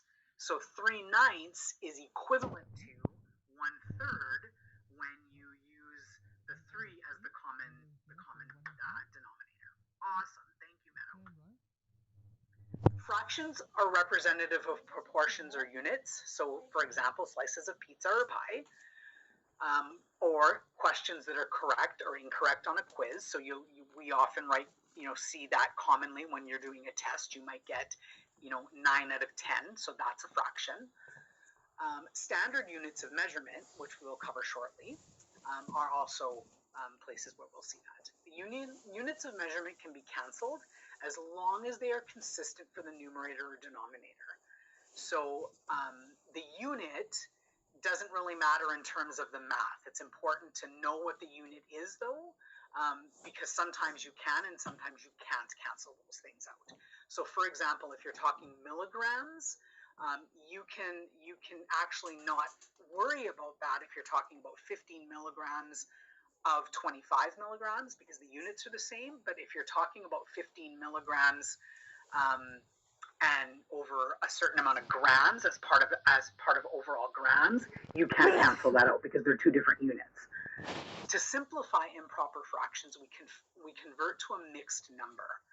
So 8/3, for example, so now we're talking improper fractions because the 8 is bigger than the 3. The 3 goes into the 8 twice, which is 6, and then there's 2 left over. So 3 into 8 goes 2 times, where you can actually fit 3 into 8. That equals 6. And then there's 2 left over. So it goes in twice with 2 of the thirds left over. The other thing that's really hard about trying to explain this to you this way is it's not on a board where I can actually point and draw things. So I'm finding this a little bit challenging in terms of being able to describe it. Again, don't get too panicked or hung up on this kind of stuff. So when we're multiplying fractions, we're going to multiply the numerator with the numerator and the denominator with the denominator of the two fractions that we're multiplying. So we're going to go across. Before you begin, though, you should reduce all fractions to their lowest terms. So again, like the example that Meadow helped us with, you're going to do that first. You're going to make sure that denominator is the lowest possible number that it can be. So, for example, 6/9 times 7/12. 6/9 can actually be reduced, just like the last example. So it can be reduced to 2/3. So the question now becomes 2/3 times 7/12. 7/12 is already in its lowest form. There is no other number. And that equals 2 times 7, which is 14, and 3 times 12, which is 36. So that equals 36 rather. And then we can reduce that further to 7/18. I'm sitting here pointing at my screen, and I know you guys can't see me doing it, but it helps me to kind of, I wish it could help you. Yes, go ahead, Ariel. I was going to let you know this now. You're much more easy to do fractions with than my grade 9 to 12 teachers. It's easier the way I'm explaining it? Oh, good Lord. I don't think anybody's ever told me that, Ariel. Thank you, but I feel like I'm stumbling like all over my words because I don't really understand this enough, I don't think, to explain it. But thank you. I'm glad that you're following it. Again, please don't get overly hung up on it, but if you have questions, ask them, because if I can't answer, one of your fellow classmates is a math whiz, I promise you, and they'll be able to help you. There's always somebody in the crowd that can help. Thanks for that, though, Ariel. Multiplying fractions with whole numbers. So let's get through, there's a couple more slides on this part. Let's get through that, and then let's take a break. I need another drink, so we'll take another 10-minute break. Multiplying fractions with whole numbers. So the first thing you need to do is you need to express the whole number as a fraction so that we can actually do the multiplication like we just learned. So so expressing the whole number as a fraction by giving it a denominator of 1. Okay, so 3 is a whole number. It's not a fraction. But we can turn it into a fraction by saying that it's 3 parts, and it's 3 parts of a whole. So it's 3 over 1. And then we can multiply it by 2 over 5. Okay, so then again, we're gonna go across. So 3 times 2 is 6. 1 times 5 is 5. So 3 times 2/5 is actually equal to 6/5. Or if we then change that to a mixed fraction, it's the same as 1 with 1/5 left over. When you're multiplying fractions, you can cancel across the multiplication or the times sign. So this one's going to be really hard for me to do without being able to point. So if you can try to follow along on the slide the best you can without me being able to point at it. So you're actually canceling out across the multiplication sign. So where you see that there's the 2 4s, you can actually cancel those out and change them to 1s because they're the same. They're the same number. So 3 over 4 times 4 over 5 actually becomes 3 over 1 times 1 over 5. Or 8 over 9 times 5 over 14, which equals 4 over 9 times 5 over 7. Okay, so that you can actually cancel out because the 4 divides into both of those numbers. Yeah, I don't know how to better explain that one without actually being able to show you. If you weren't able to follow along with that, just take a look at it again later on. Again, don't get hung up on it. I am not going to ask you to do this on the test. I'll tell you that right now so that you're not spending a whole heck of a lot of your time focusing on this piece. It's really just an overview. So please don't focus on this piece in your studying. That's probably the best piece of advice I can give you for this test. Let's take a break there. I really have to use the bathroom and I have to get a drink. So let's take a 10-minute break. It's 10:32. We'll come back at 10:42. We'll do the best we can to get through these next few slides. I'm actually gonna take a look at them, and we might actually skip some of these slides altogether because there is some stuff that I really want to make sure that we get to today. And so I might actually get you guys to just read and review a few of these slides on your own. And if you have questions, let me know. Your textbook also might explain and expand on some of these points a little bit better. And so you may be able to get a better sense of it. Again, knowing I'm not going to be asking you to do these calculations on the test. So do not let them overwhelm you. Don't spend a whole lot of time relearning this math, okay? So it's 10:33 now that I kept talking. 10:43, let's come back, and I'll see if I can eliminate some of this stuff, and we'll move on to some stuff that you are going to know need to know for the test. All right, have a good break, folks. But we will get started in a couple of seconds here. I had to go and put some big woolly socks on and grab an electric heating bag and shut the windows in my room here. I had all my windows open and it's absolutely freezing outside. In case any of you have not stepped foot outside, I'm an icicle. So I actually now have an electric heating pad on my lap and big fuzzy slippers, and I may have to get up and grab like a blanket or something to put over my shoulders if I don't warm up soon. Holy smokers. It definitely feels like fall. It's amazing to me how quickly that happens. You know, just the date changes and the calendar says it's now fall, and all of a sudden it feels like fall, which is actually my favorite time of year. I love the colors, and I don't hate the temperature, except for when I'm sitting in one spot and not able to kind of warm up. Anyway, all right. So a few more people left to come back.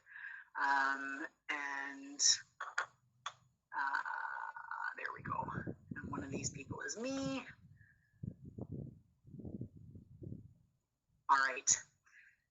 I'm going to close that off and I'm going to keep going. So I am going to skip over the last few slides. Just go through it. You know, when you open up the PowerPoint on Blackboard and you're doing your studying, take a peek at it, just in terms of, you know, kind of getting your head back in the, okay, this is kind of what that equation looks like, and why it might look like that. But please don't get hung up on actually being able to do those calculations.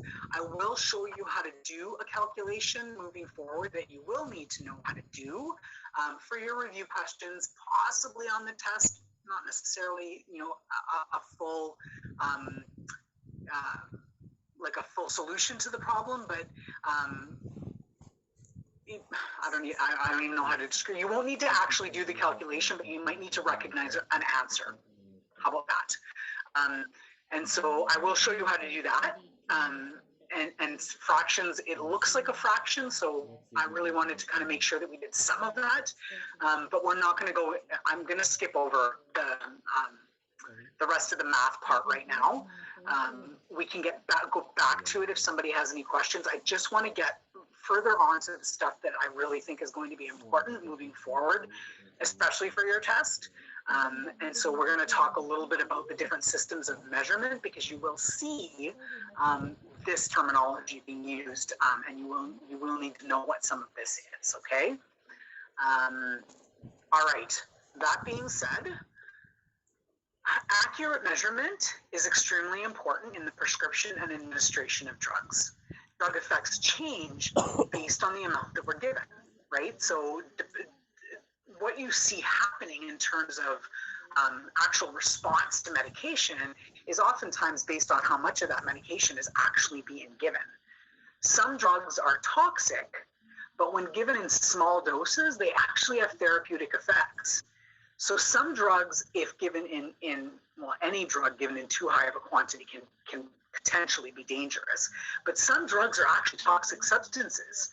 But if they're actually given specifically in really small doses, they might have effects that doctors are looking for. Okay, and so again, really important that we recognize how critical that calculation really is.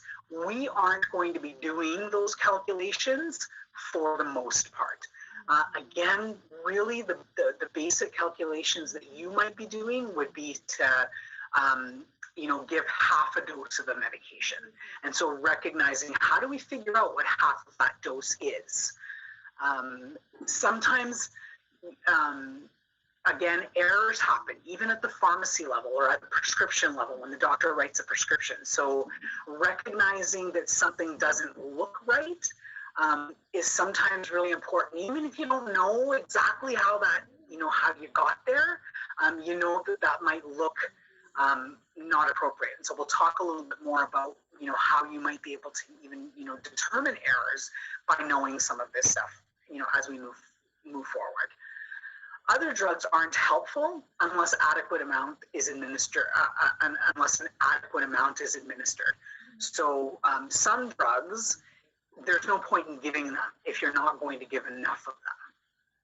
And so again, really important in terms of recognizing that prescription medications are given in certain doses for very specific reasons.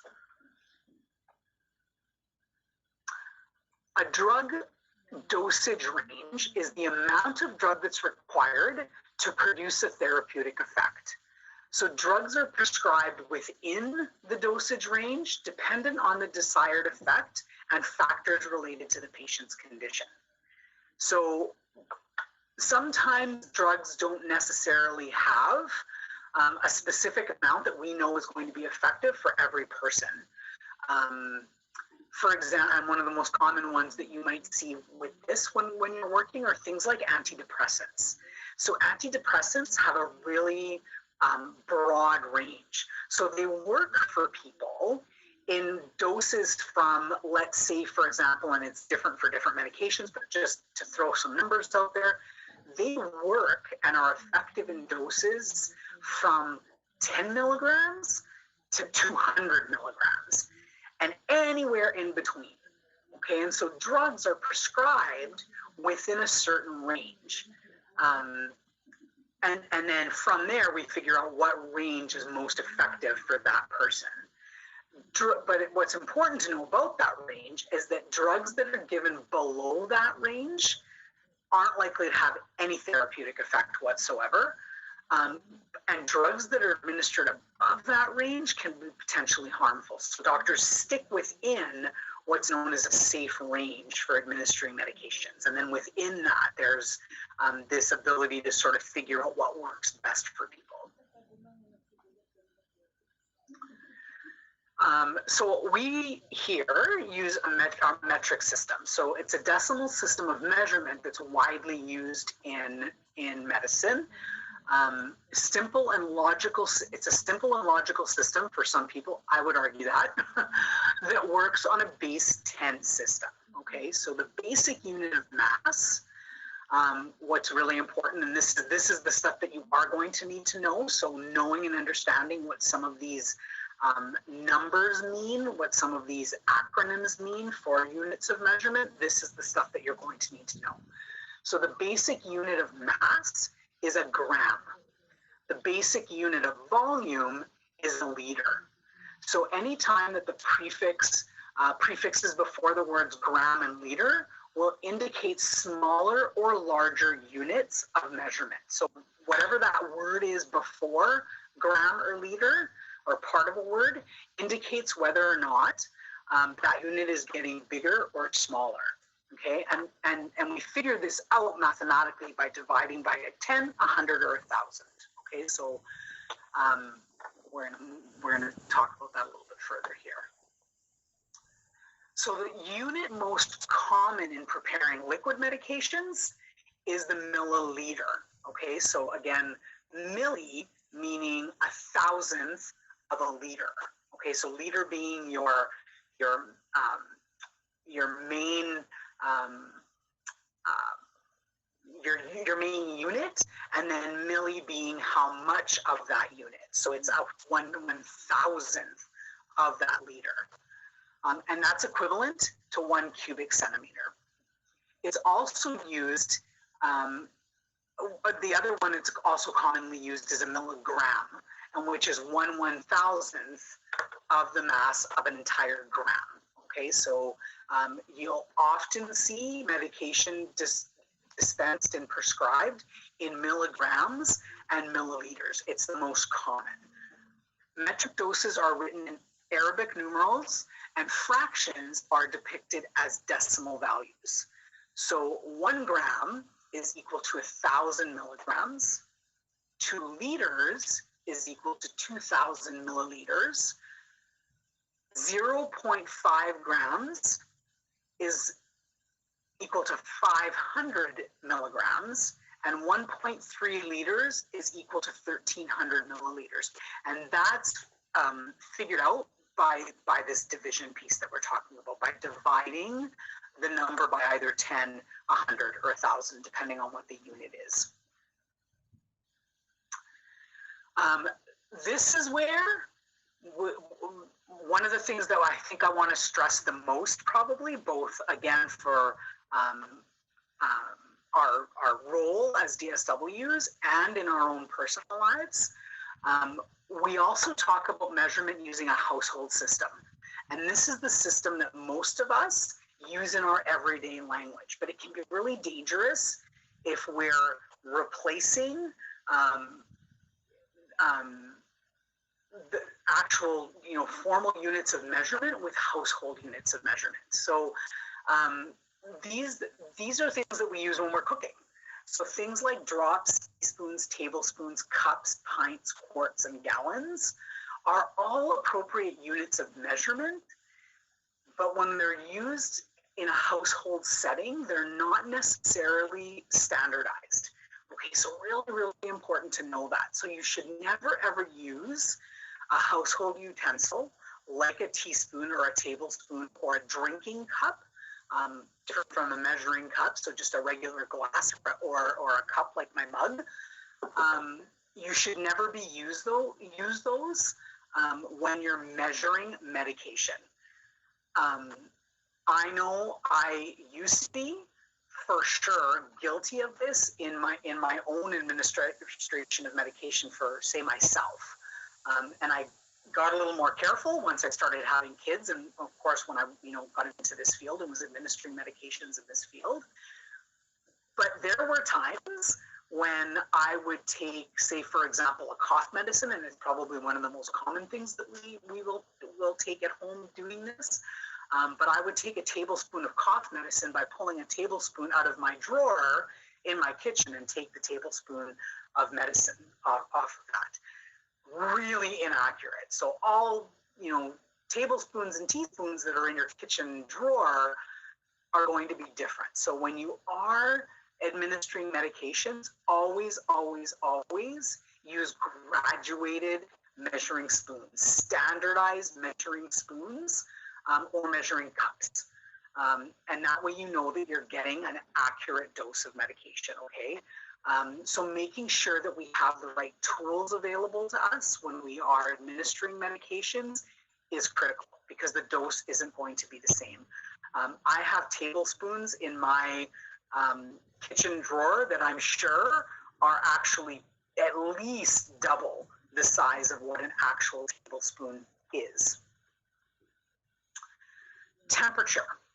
So, oh good Lord. Measuring body temperature is important for making medical decisions and when supporting people's general health. So important to know a little bit about temperature.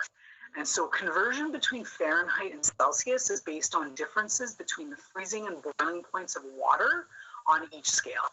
Again, let's not get all hung up on this. This is just a little lesson in how we change from Fahrenheit to Celsius. Generally speaking, we speak in Celsius here in Canada. It's not the same, say, for example, in the States, they use Fahrenheit. We use Celsius. So there may be times where you're looking at, say, an American website for something, or you're getting some information about something where you might want to do a conversion. If you ever needed to do a conversion, there are ways to do that now where we don't actually have to figure it out, but interesting to know what the formulas are anyway. So if you're going from Fahrenheit to Celsius, you're going to take whatever that temperature is in Celsius, in Fahrenheit. You're going to subtract 32 from that, which is the freezing point of water. And then you're going to divide that by 1.8. When you're going in the opposite direction, you're going to take whatever your temperature is in Celsius, you're going to multiply it by 1.8, and then you're going to add that 32 back on. Okay, so you're just kind of doing the opposite. That's more for interest's sake. We're not going to be figuring this out manually for the most part, but that's the conversion for Fahrenheit to temperature, or Fahrenheit to Celsius rather. We will be using Celsius here in Canada. When you're converting between measurement systems, so an order written by a physician in milliliters might be converted into teaspoons for a patient taking it at home. Again, that will happen at the pharmacy level. So a doctor might write the prescription in that way, but then to make it easier for the patient to take, a pharmacist may then give that prescription to, or give that prescription to the person with orders to take it in teaspoons, for example. Conversions are not exact equivalents, and it's important to know that, but instead are approximate with up to a 10% error in the converted amount. Conversions are usually done by pharmacists, but you should also know how to make some simple conversions on your own. So some of those helpful conversions that you might want to know, even just in your day-to-day life, is that 1 milligram is equal to 1/60th of a gram. 60 milligrams is equal to that is not right. It's not equal to 1 gram. That's an error in the slide. And how I didn't notice that before this year is beyond me. Okay, so please disregard that helpful conversion. It's not a helpful conversion because it's not correct. I'm going to go back and see what that's supposed to be there. Disregard that. I'm going to go back and delete that from the slide. Dosage calculations. So calculating dosages is becoming less complicated. Again, pharmacists generally complete most of the calculations and prepare the drug in a unit package that contains the correct amount for each dose. Okay, so rarely are we actually going to be doing these dosage calculations. But again, important to know that calculations need to be done correctly, and there's no room for error when these calculations are actually being done. So sometimes just having that basic knowledge about how that calculation is performed helps you to recognize that that number just doesn't look right. And so you may be in a position where you're like, I'm going to err on the side of caution, and I'm going to call the pharmacy and I'm going to double check this dose, okay? If you're ever asked to do a calculation and you're not sure of how to do that calculation, always, always, always phone the pharmacy. Always err on that side of caution and call the pharmacy, okay? So here's a scenario, okay? And this is a formula that we use to actually figure this out. So a physician prescribes 100 milligrams of a drug to be given orally to a patient 2 times a day. The drug is available in 50 milligram tablets.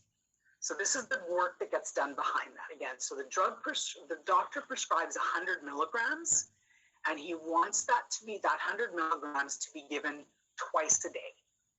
But that drug is only available in 50 milligram tablets. Okay, so we're going to use a formula to figure out what that dose is.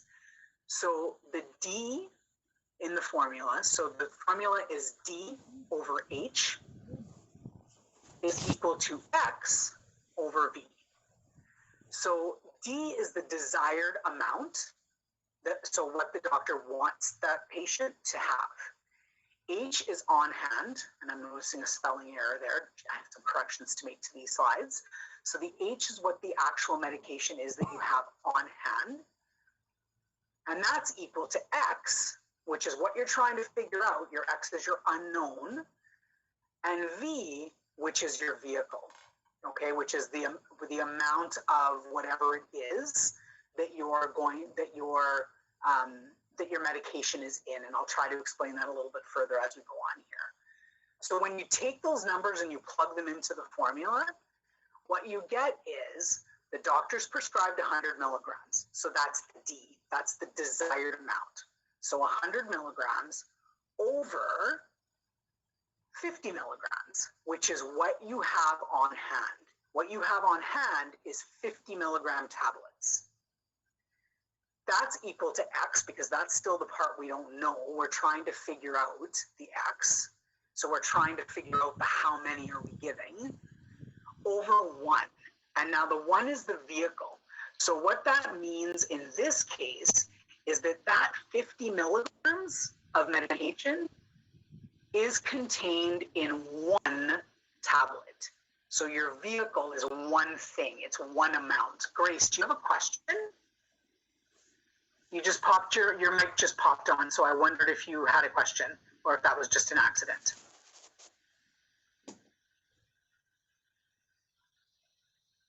Okay, maybe it was just an accident.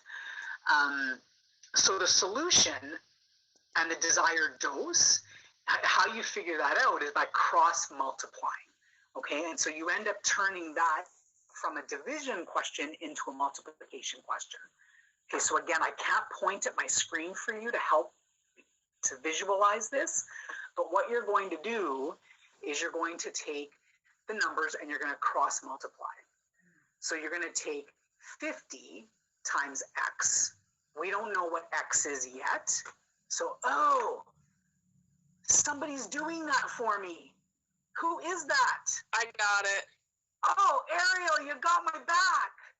How did you do that? Oh, there's a pointer up there. Oh my gosh, okay. Yeah, you can also draw and write on the slides. Oh, you rock. I warned you guys that technology wasn't always my friend. Okay, can I sign you up for doing it for this, and then I'm going to learn how to do that so I can do it next time? Okay. Awesome. Thanks, Ariel. So you're going to take your 50 milligrams and you're going to multiply by X. Because we don't know what X is yet, we're still going to leave it at X. So it's 50X. So kind of like down in that equation down below there. Yep. Awesome. Is equal to 100, which is the amount of milligrams that we want. So you're going to take 100 and you're going to multiply that by 1. So we want one dose, the one vehicle, to be 100. So now X returns to the right of the equation, and then the product of the desired dose and vehicle are divided. Okay, so 100. So what you need to do is you need to, and this is where I wish I could do this. What you need to do is you need to isolate X. You want to know what X is equal to. So in order to figure out what each side is equal to, you need to do the same thing to one side that you do to the other. And so you're going to take your 50X, and you're going to divide that. You're going to make it X on its own. So you're going to divide it by 50. Then you can cancel the 50s out. You're also going to have to do the same thing to the other side. So you're also going to have to take your 100 and divide that by 50 also. Because whatever you do to one side of an equation, in order to keep it equal, you need to do the same thing to the other side. So you're going to have 100 divided by 50 is equal to 2. What are that? So X, because you've already done that calculation, is equal to 2. So in order for that person to get the 100 milligrams of medication that the doctor's prescribed, if all you have is 50 milligram tablets on hand, you're going to have to give that patient 2 tablets in order for it to equal 100 milligrams that the doctor wants him to get. You're or her to get. calculating about dose. Okay, so that's how you plug your numbers into that formula. So as long as you follow that formula for whatever those numbers are, if you're inserting the right numbers in there, that's how you figure out what the dose is. And I'm sorry, that was way more complicated than it probably needs to be. I'm finding it really challenging, though, to explain it online. Does anybody have any questions about that? We're going to do another example using some different numbers, and so that's going to probably help to clarify it. But does anybody have any questions? So your standard formula here isn't going to change. You're gonna take basically your word problem, and you're gonna plug those numbers into the formula in order to get those answers.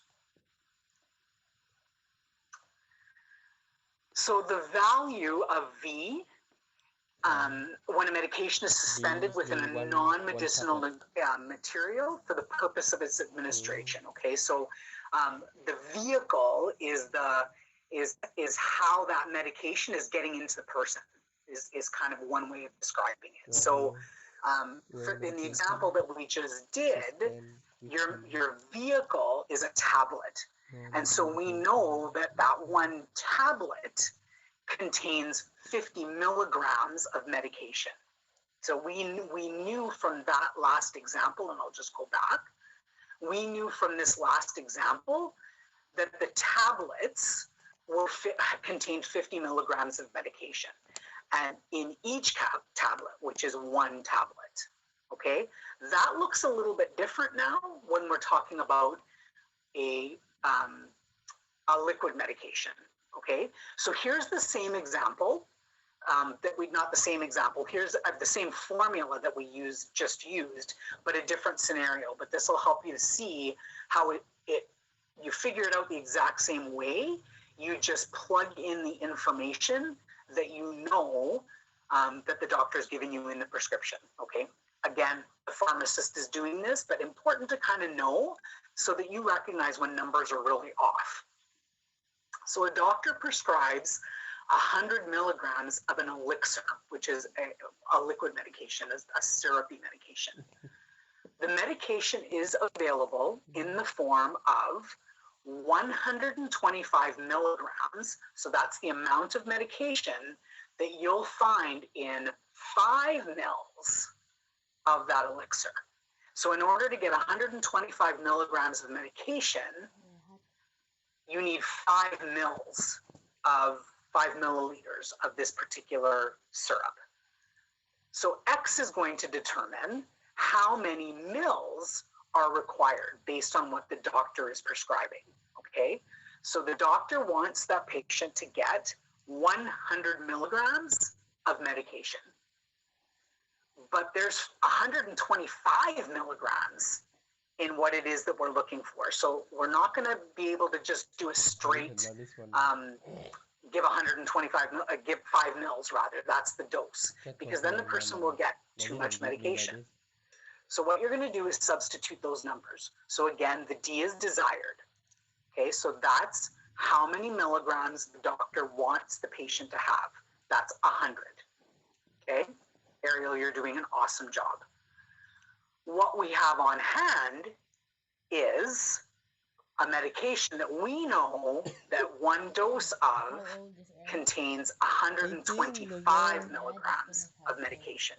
That's what we have on hand. That's the strength of the medication that we have on hand. Again, X is going to be how much we're going to give, so we don't know that yet.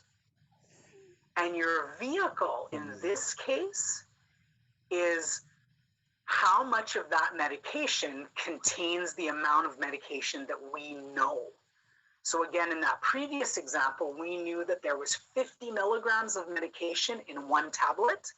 So our V was 1. Now we know that there's 125 milligrams of medication in 5 mils of that medication. So our vehicle now becomes 5. You're going to reduce the fractions to their simplest terms and cancel units out. So again, if you want to, that's kind of why we went through that little briefing of fractions in the beginning. So when you reduce those fractions, you end up with 4 over 5 is equal to X, again, which is the unknown, over 5. So again, you're going to do the exact same thing we did in the other example, and you're going to cross multiply. So 5X, because we still don't know X, is equal to 4 times 5, because you're cross multiplying the 4 and the 5, which equals 20. So we want to isolate X. We only want to know what 1X is, what 1 dose is. So we take our X, we divide it by 5. That gets rid of the 5. We can cancel out the 5. But then whatever we do to one side, we have to do to the other side. So if we take 5X and divide by 5, we end up with X. Then we do the same thing to the other side. We take 20, we divide it by 5, and we get 4. So X, which is the amount of medication that we're going to give, so what we're going to measure out, is equal to 4 mils of medication. So in order for that person to get only 100 milligrams, we actually need to give them a little bit less than what the dose is. And that amount that we need to give them is actually 4 mils. Because if we were to give 5 mils, they'd be getting 125 milligrams of medication. Does that make sense? Probably as clear as mud, I'm sure, to many of you. Please, again, don't get hung up on this.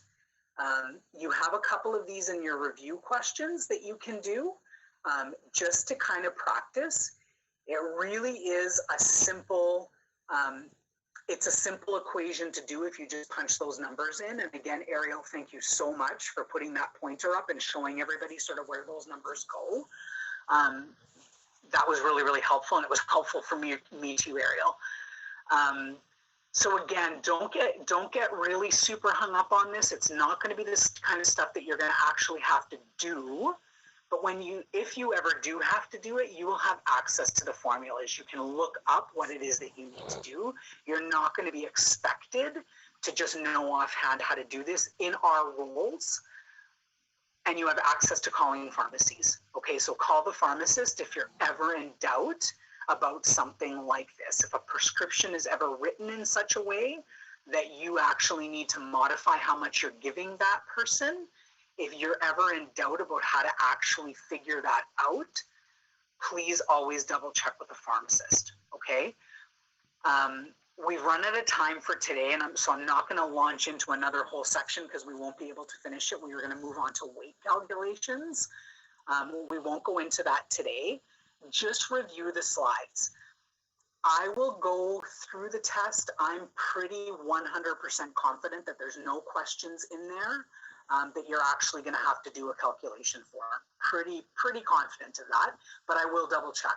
So I promise you won't have to do any of these calculations on the test. So again, I just don't want you guys to be spending all your time worrying about how to do these calculations. Do the review questions though and practice. That way you can ask me questions about it, and it'll just help you to feel a little bit more confident in it. We're going to kind of review this even after the test, just in case somebody has any questions next week, and we'll finish off the last few slides. But I promise the stuff that's on these last few slides in terms of calculations won't be on the test, okay? What you're going to probably need to know from this chapter in the test are more, I'm just going through this to see if there's anything in here. Be familiar more with the abbreviations. So milligrams and milliliters and what those are.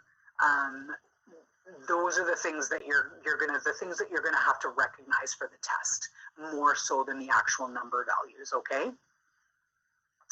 So again, we will go through how to figure out what is safe in terms of what medication a doctor's prescribing. We'll go through that next week, okay?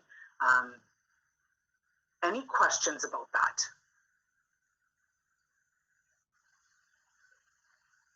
Review it and come up with some questions for next week if you are struggling with this part. My apologies for how difficult this is to sort of understand and explain online like this. That was brand new to me. There's got to be a better way for me to do it. Again, thank you for the pointer hint. I'm going to have to practice that and learn how to do that, because I think that'll probably make things easier moving forward if I have to teach this online again. It's way easier to do when I'm standing in the classroom and I can point at my board and write on the chalkboard. It's certainly a little bit easier than that, but thank you for your patience with that. Okay, folks, if you have questions for me that you don't want to ask right now in front of everybody, then please stay on. I will stay on until everybody is gone. Madison, I do want to talk to you for just a couple of minutes, so please stay on until everybody else is off, and I will chat with you about what you've missed so far. All right, folks, my apologies for that terrible, terrible lesson in math. Thank you for your patience, though. All right, I'll see you guys next week. Watch your announcements for specifics about the test.